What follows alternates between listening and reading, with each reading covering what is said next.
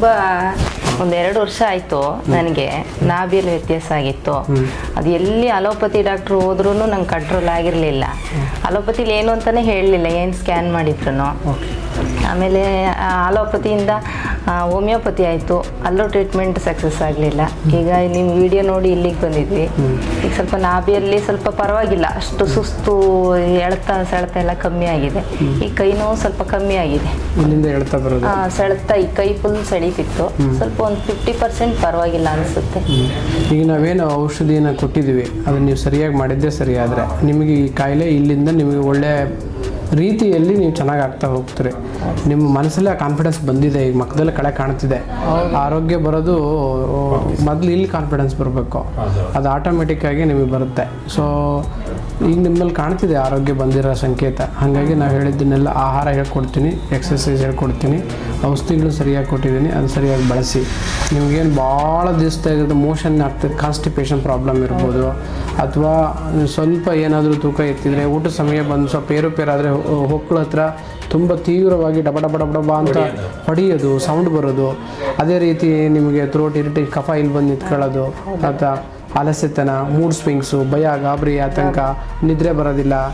So ಒಂಥರ ಮಾನಸಿಕವಾಗಿ ಹಿಂಸೆ, ಅತೃಪ್ತಿ, ಅಸಮಾಧಾನ, ಕಿರಿಕಿರಿ, ನೆಗೆಟಿವ್ ಯೋಚನೆಗಳು. ಸೊ ಇವೆಲ್ಲವೂ ತೀವ್ರವಾಗಿತ್ತು. ಅವೆಲ್ಲವನ್ನು ಅಸೆಸ್ ಮಾಡಿ ನಾವು ಈಗೇನು ಶರೀರ, ಮನಸ್ಸು ಮತ್ತು ಆತ್ಮ ಅಷ್ಟನ್ನು ಕೇಂದ್ರೀಕರಿಸಿ ನಿಮಗೆ ಚಿಕಿತ್ಸೆ ಮಾಡಿದ್ದೀನಿ. ಅವೆಲ್ಲ ಶುದ್ಧ ಚಿಕಿತ್ಸೆ ಅಂತ ಕರಿತೀವಿ. ಸೊ ಅವೆಲ್ಲವೂ ನಿಮ್ಗೆ ಹೆಲ್ಪ್ ಆಗುತ್ತೆ. ಅದನ್ನು ಸರಿಯಾಗಿ ನೀವು ಕರೆಕ್ಟಾಗಿ ಫಾಲೋ ಮಾಡಿದರೆ ನಿಮಗೆ ರಿಸಲ್ಟ್ ಬರುತ್ತೆ. ಯಾಕೆ ಹಿಂದೆ ಟ್ರೀಟ್ಮೆಂಟ್ ಮಾಡೋರಿಗೆ ರಿಸಲ್ಟ್ ಬರಲ್ಲ ಅಂದರೆ ಅವರು ಈ ಅಂಶಗಳನ್ನು ಪರಿಗಣಿಸಿ ಚಿಕಿತ್ಸೆ ಮಾಡಿದ್ರೋ ಇಲ್ಲ ಗೊತ್ತಿಲ್ಲ. ಬಟ್ ಈಗೇನು ನಾವು ಈ ಅಂಶಗಳನ್ನು ಪರಿಗಣಿಸಿ ಚಿಕಿತ್ಸೆ ಕೊಟ್ಟಿದ್ದೇವೆ. ಬರೀ ದೇಹ ಅಷ್ಟೇ ಚಿಕಿತ್ಸೆಗೆ ಒಳಪಡಲ್ಲ, ಮನಸ್ಸಿಗೂ ಚಿಕಿತ್ಸೆ ಬೇಕು. ನಮ್ಮ ಮನಸ್ಸಿಗೆ ಚಿಕಿತ್ಸೆ ಆದಾಗ ಮಾತ್ರ ಆತ್ಮಶುದ್ಧಿ ಆಗೋದು. ಇಲ್ಲ ಅಂದರೆ ಅದು ಒದ್ದಾಡುತ್ತೆ, ಮನಸ್ಸು ಒದ್ದಾಡಿಸುತ್ತೆ, ದೇಹ ಅಲ್ದಾಡುತ್ತೆ.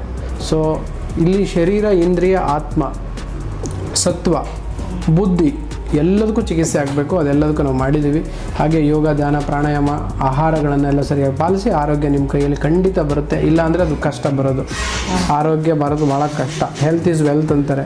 If you lost health everything is lost. If you lost money something is lost. ಅಂದರೆ ದುಡ್ಡನ್ನು ಕಳ್ಕೊಂಡ್ರೆ ಗಳಿಸ್ಬೋದು, ಆರೋಗ್ಯ ಕಳ್ಕೊಂಡ್ರೆ ಗಳಿಸೋಕ್ಕಾಗಲ್ಲ. ಇವ್ರನ್ನ ಕೇಳಿದ್ರೆ ಮಾತ್ರ ಅದ್ರ ಬೆಲೆ ಗೊತ್ತಾಗುತ್ತೆ, ಬೇರೆಯವ್ರಿಗೆ ಗೊತ್ತಾಗಲ್ಲ.